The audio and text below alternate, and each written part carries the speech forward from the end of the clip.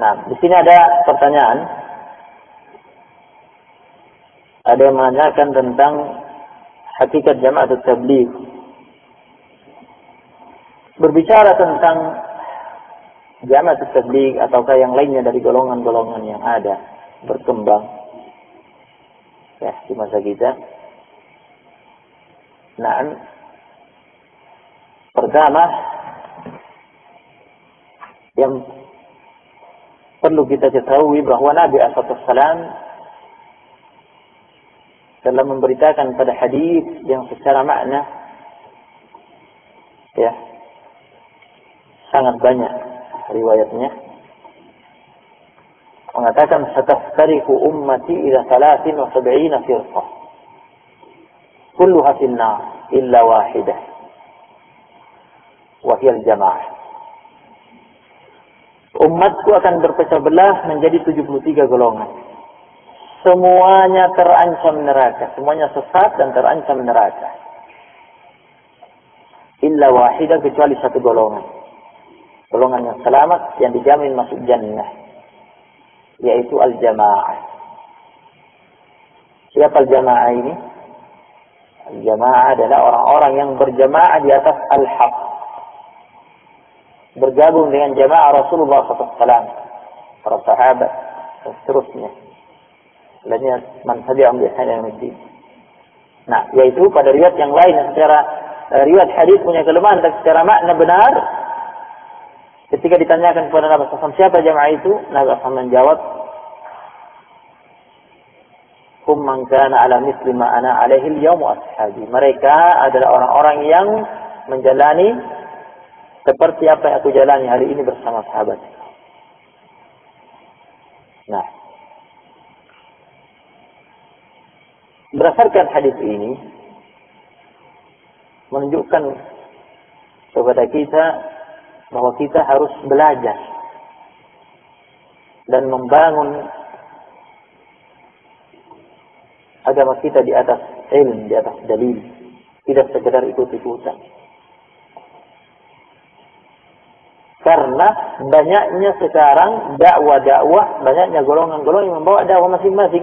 Sementara Nabi sudah mengabarkan bahwa umat ini berpecah belah, jadi golongan banyak. Disebutkan 73 golongan, 72 golongan sesat semuanya, terancam neraka semua.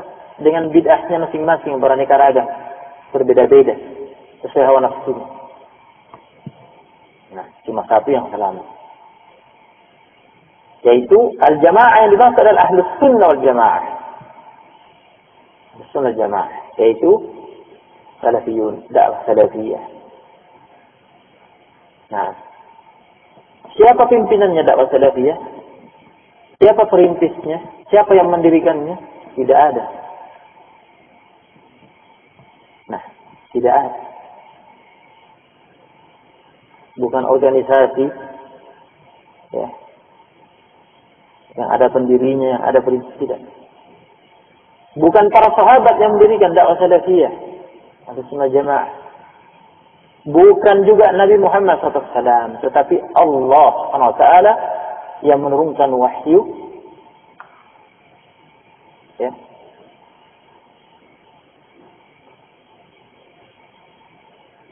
dengan mengutus Muhammad SAW mendakwakan tauhid, akidah ya, beriman dengan yang kita kenal 6 rukun iman. Nah, dengan rincian-rinciannya. Itulah dakwah salafiyah. Nah, berdasarkan ini, jika ada di sana satu golongan, ada pimpinannya, ada ketuanya, kemudian pimpinan yang dianggap pimpinan golongan ini punya misalkan punya kaidah, punya prinsip yang diharuskan diikuti oleh semua anggota jamaahnya, harus mengikut kepada kaidahnya dia, pada prinsipnya dia. Tidak boleh keluar dari itu, maka ketahuilah bahwa ini salah satu dari 72 golongan yang sesat itu.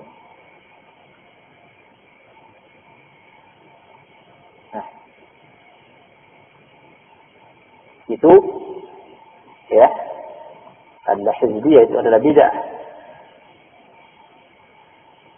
Nah, itu banyak. Nah, salah satu yang ditanyakan di sini Jama'atut Tabligh. Jama'atut Tabligh ini ada pendirinya. Itu ma'ruf, masyhur. Karena Jama'atut Tabligh sendiri. Kalau ditanya siapa pendiri kalian, siapa pemimpin kalian mendirikan jamaah kalian? Siapa? Muhammad Ilyas. Ada pendirinya. Sedangkan dakwah salafiyah, Ahlussunnah wal Jamaah sudah diterangkan tadi tidak ada pendirinya. Nah, dari Allah SWT. Wahyu kepada Muhammad SAW. Nah, Muhammad Ilyas sendirinya. Dan dia punya pedoman. Ada bukunya, ada kaidah-kaidahnya. Semua anggota jamaahnya harus mengikut sesuai dengan panduan yang dibuat oleh dia. Nah, di sini letaknya. Ya. Akhirnya mereka semua disesatkan oleh Muhammad Ilyas.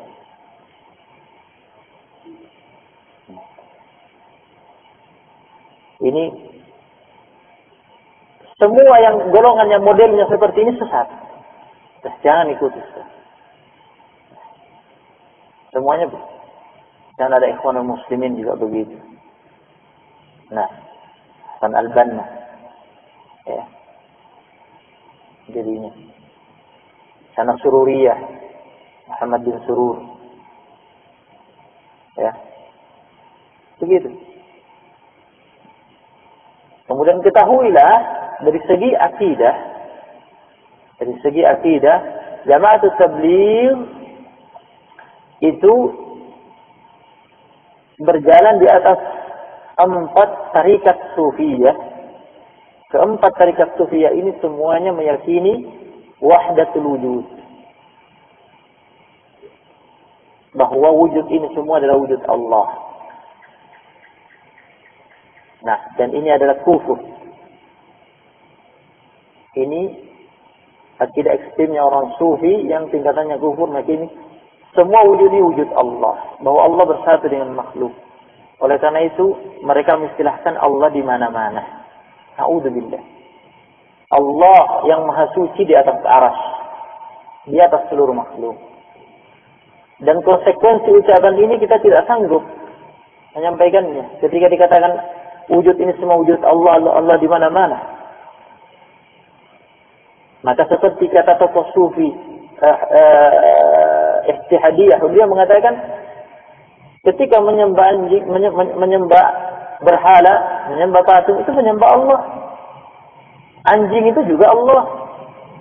Babi juga Allah, karena wujud ini semua wujud Allah. Na'udzubillah. Coba. Nah, makanya tokoh Hululiyah menyalahkan Nabi Musa alaihissalam ketika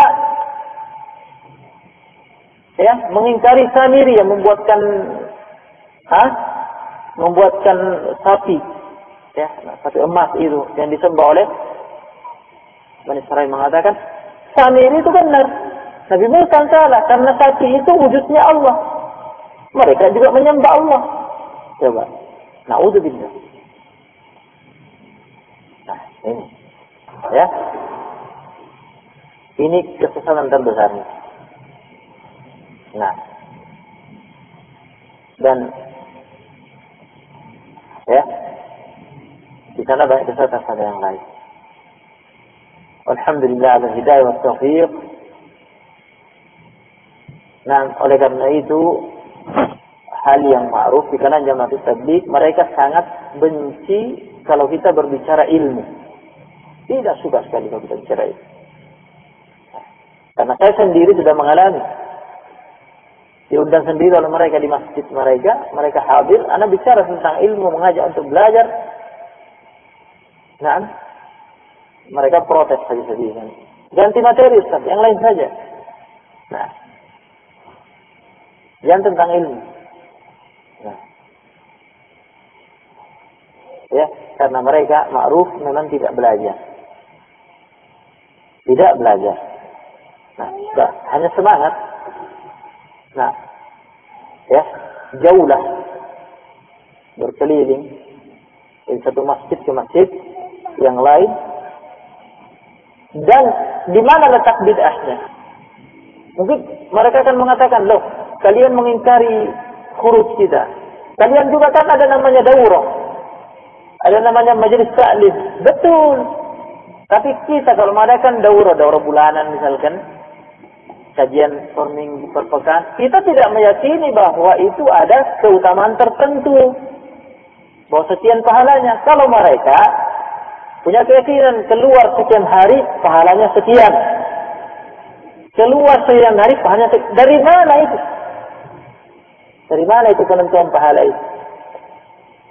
Nabi SAW dan para sahabat tidak pernah begitu. Mereka berdakwah, berdakwah.